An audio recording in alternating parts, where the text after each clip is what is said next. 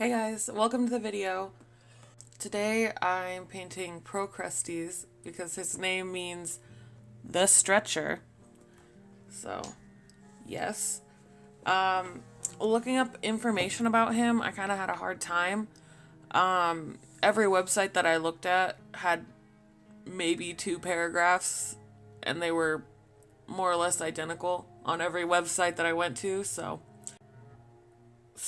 basically, Procrustes, he had a bed, or some places say he has 2 beds, where he would make his victims lie down, and if his victim was shorter than the bed, then he would stretch them out to make them fit, and if the victim was longer than the bed, he would cut off their legs to make them fit. And in either case, his victims eventually died. Talking about the piece a little bit, I tried filming my sketching process, and I just sketched right onto the watercolor paper that I was using, which I normally don't do. Normally, when I sketch, I sit in a comfortable chair and I relax and watch YouTube videos and, just sketch out, use whatever references that I need for lighting or body position or, whatever else. And then I have to leave it for a minute, sometimes overnight, more lately since, it's Inktober, I'll leave it for, I'll walk away for a little bit and then I'll come back, because I feel like when you have fresh eyes on something, you can see the mistakes in it a little easier.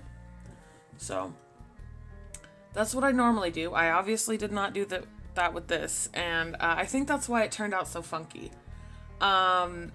His face is weirdly big, and the top of his head is small compared to that, and his hand is not executed very well. I and a lot of other artists too, that I've heard, have problems with hands. So I sometimes use a reference for hands, sometimes not. It just really depends on the complexity of the position, if you know what I mean.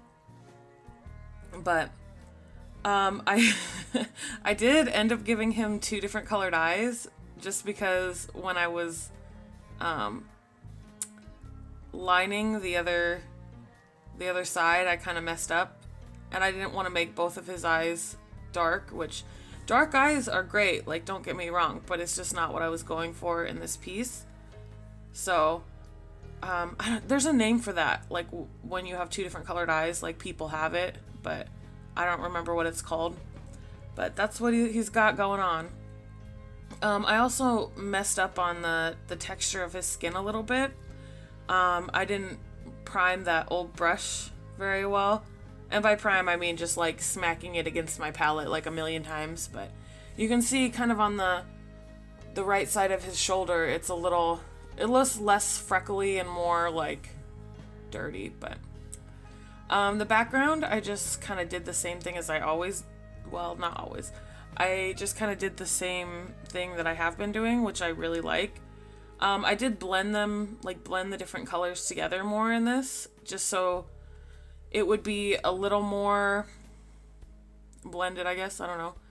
But I am happy that I added that magenta in the last little bit. I feel like it adds to it. But that and putting a thicker line around the outline of him, I feel helps him stand out from that background just a little bit. But yeah, and I did, as always, I don't plan out the size of my paper very well, so I have to cut it down afterwards, which is fine, but just an extra step, I guess. But anyway, thank you guys for watching my video. If you haven't already subscribed, go ahead and do that, and you can finish the last week of Inktober with me. If you are subscribed, thank you. That's awesome. Bye, you guys.